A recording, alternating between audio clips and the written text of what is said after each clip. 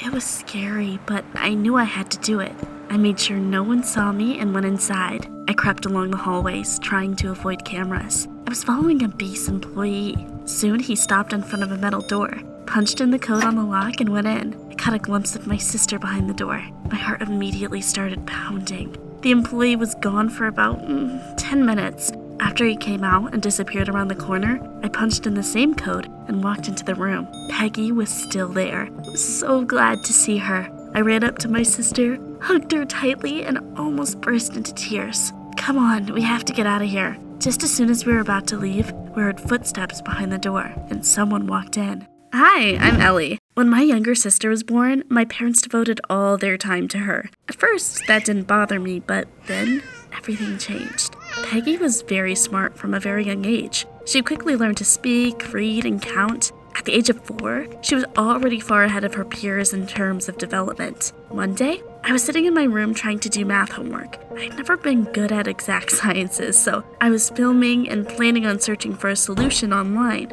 Peggy came in and sat next to me. I wasn't paying her any attention until she suddenly handed me a piece of paper. The solution to the problem was written on it. I looked at my sister in surprise. Had she copied it from somewhere? But Peggy said that she had solved it herself. I gave her a couple more tasks and she quickly came up with solutions. I found a website with the answers and I couldn't believe my eyes. Peggy had done everything right, but that was simply impossible. That's when I made a huge mistake. I told my parents about it. Of course, they were delighted and oohed and awed over Peggy the whole evening. I had problems at school. A month before that, we got a new math teacher. She disliked me at first sight. She constantly picked on me and humiliated me in front of the whole class. I got sick of it and asked my parents to talk to her. They agreed, but then immediately started discussing Peggy and forgot about my request. One day, the math teacher gave us tasks that didn't even have solutions on the internet. Even straight-A students didn't know how to solve them. I knew that if I couldn't do it, I would be finished. The teacher wouldn't scold the other students, but she would mock me for sure. When I got home, I asked Peggy for help. To be honest, I didn't hold my breath or anything. The tasks were very difficult. Peggy sat down and opened the books our parents had given her. In the evening, she gave me a solution. I was absolutely shocked. I wasn't sure that she had done everything right, but it was better than nothing. As we were talking, our parents came up to us. Peggy, you're so smart. Ellie, you need to be more like your sister. You're a high school student, but you can't do anything yourself. My mom's words really hurt me. I'm actually doing well at school. It's just that the math teacher is picking on me. My parents didn't want to listen to me, and we had a fight. The next day, the math teacher asked me to write the solution on the blackboard. Turned out to be correct after all. You should have seen her face. She got angry and gave me some tasks that were even more difficult. I wanted to ask Peggy for help again, but I was in for a surprise at home. My sister and parents were sitting in the living room with several TV guys. It turned out that my parents had contacted some show, and Peggy was given a chance to take part in it. It was very late by the time everyone had left. I asked my sister for help anyway, but my parents intervened. Ellie, have some decency. Peggy's tired. Deal with your problems yourself. That hurt me. My parents had always loved their younger daughter more, but lately they had become obsessed with her. I came to school without a solution. The math teacher gloated and scolded me in front of the whole class. I got along with my classmates fine, but they still laughed at me. It was all terribly unpleasant. Why did the teacher hate me so much? Why wouldn't she leave me alone? A few days later, Peggy was on TV.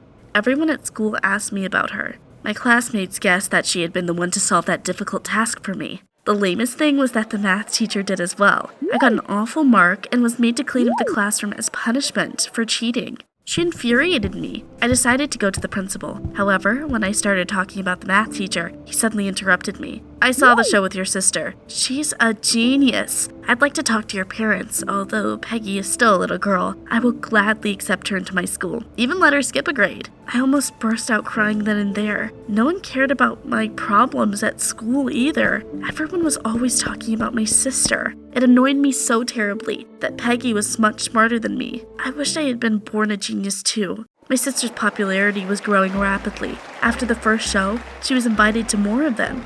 Our parents got good money for her participation. New things appeared in our house, and Mom and Dad even fixed it up a bit. It all put me in a foul mood. One day, I was playing on the computer when Peggy came up to me. She said that she had been writing some programs and linked up our phones. Now, you'll always know where I am. We're sisters, and we should stick together.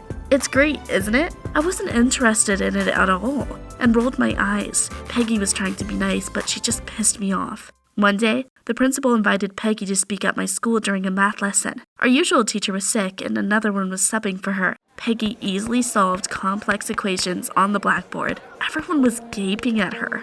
Things were going fine until one of my classmates made a joke. Seems like the younger sister got all the brains. I was grinding my teeth with anger. It was the last class and I wanted to cheer myself up after it. I invited my friends to a cafe, but you know what? They refused so that they could spend more time with Peggy. That was the last straw. I threw a fit and went to the cafe alone. I sat there for a while and then decided to wander around the city. I was in a terrible mood. Then I noticed a guy surrounded by people. I got curious and came closer. He was talking about a new boxing club and inviting everyone to the first free lesson. The guy noticed me and smiled. Do you want to give it a try? Boxing is a great sport. It helps to let off steam.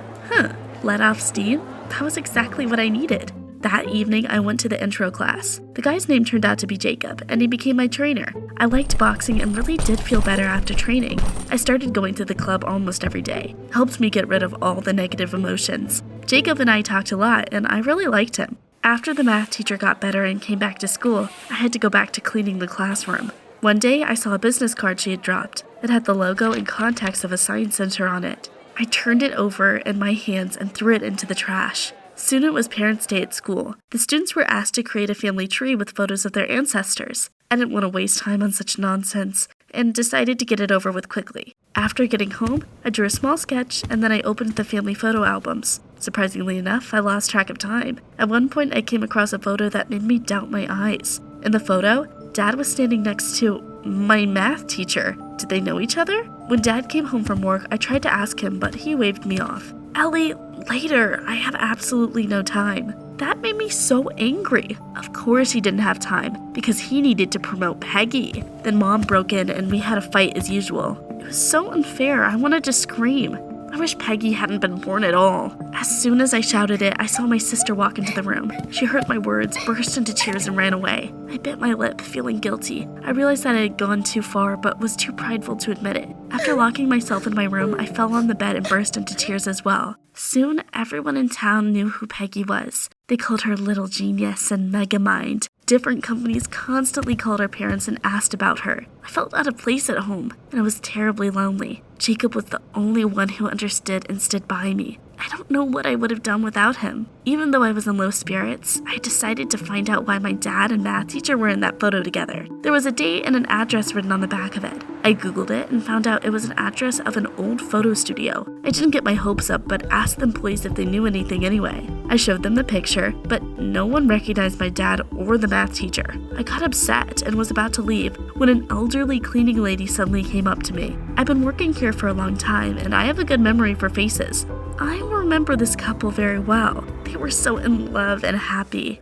Wait, in love? Had my dad had an affair with my math teacher? What a turn! The next day, I barely sat until the end of the math class, and everyone had left the classroom. I came up to the math teacher and told her bluntly that I knew about her and my dad. Just imagine. She didn't even deny anything. Yes, your father and I used to love each other, but then he met your mother and she stole him. You look just like her, a living reminder of what happened to me. Is that why you hate me so much? She didn't say anything, but she didn't have to. That was so unfair. Even at school, I suffered because of my parents, and they didn't even care. In the evening, I told Jacob everything during practice. Aside from the whole thing with the math teacher, I was worried about Peggy. She was still sulking, and I felt ashamed of myself for what I had said. I think you and Peggy need to go out without your parents. A cool children's cafe opened nearby recently. You could take her there. It seemed like a good idea, and I decided to go for it. When I came home, my parents were talking to the cameraman. I found Peggy and suggested we go for a walk. She was still angry with me, but agreed. We came to the cafe Jacob had been talking about. The weather was great, and I decided we should sit at a table outside. I saw Peggy on a chair and went to order food. While paying for the cakes, I suddenly noticed that Peggy was gone. I panicked, started looking around and saw her being put in a car and taken away. What the hell? I ran after them, but of course I didn't catch up. I was freaking out. What was I supposed to do now? Go to the police? Call my parents? No, they would definitely kill me. I suddenly remembered about the program Peggy had installed on our phones. I could track her location. Peggy was being taken somewhere out of town. I got a taxi and headed there. There was some sort of closed database at the address the program was showing me. There was no easy way to get inside, but I got lucky.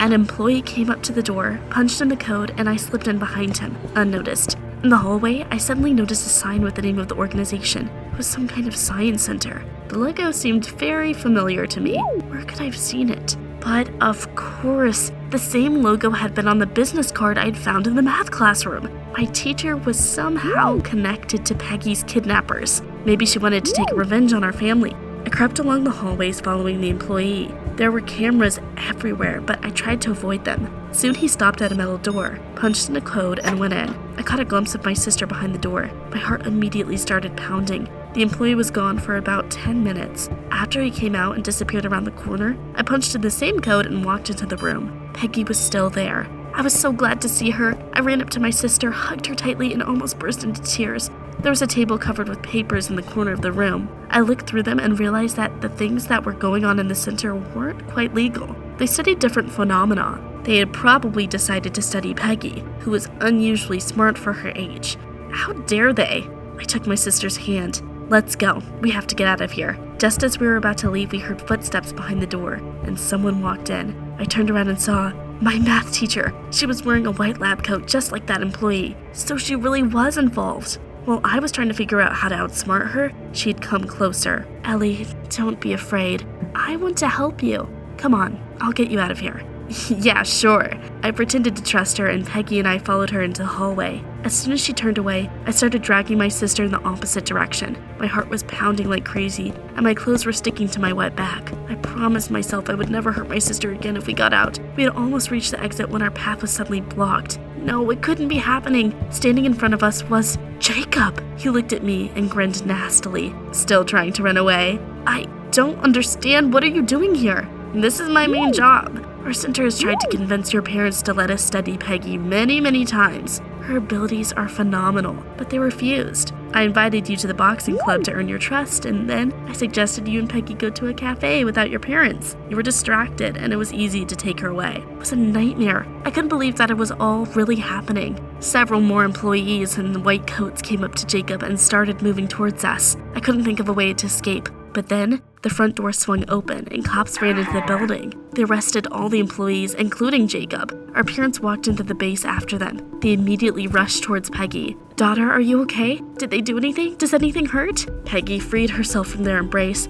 came up to me and took my hand. Ellie is your daughter too. Weren't you worried about her? Our parents looked at each other embarrassed. The atmosphere turned very awkward. To smooth it over, I asked how the cops had found us. And then, Peggy surprised everyone once again. I hacked into the computer in that room and sent information from it to the police departments. To say that everyone was shocked would be to say nothing. However, Peggy looked completely unperturbed. Our math teacher suddenly walked into the hall. When our parents saw her, they froze up. My teacher explained to the police that she wasn't working there anymore, and even in the past, she hadn't been committing any crimes, just making calculations. Then she had quit and started to work at a school. But recently, she had found out that her former colleagues were planning on studying Peggy without her parents' permission. She knew that it was illegal and decided to intervene. She wanted to help Peggy no matter what. Ellie, I owe you an apology. What happened was neither your nor Peggy's fault. I've been mean to you. The police did not arrest her, and she left. I apologized to Peggy, too. I was ashamed of myself for constantly being annoyed with her. She forgave me. That's it.